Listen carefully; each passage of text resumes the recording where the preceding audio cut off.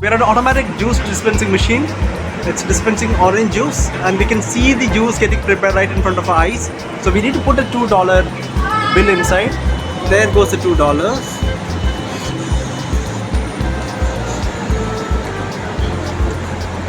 Okay. Yes, it's juicing now. 2% process is on. Now, which means the oranges are here. You can actually see the oranges dropping down from there. And it is dropping off, getting crushed here. In fact, 4 oranges go into 1 cup of juice.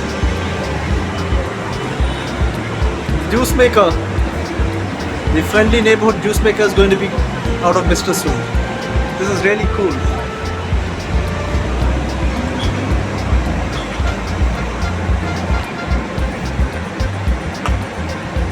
So 99% of juice is already been prepared and it's getting dispensed. There's the juice. I'm going to pull it out and yes, so I have the juice and then hold this and I have the straw. I just can collect the straw from here.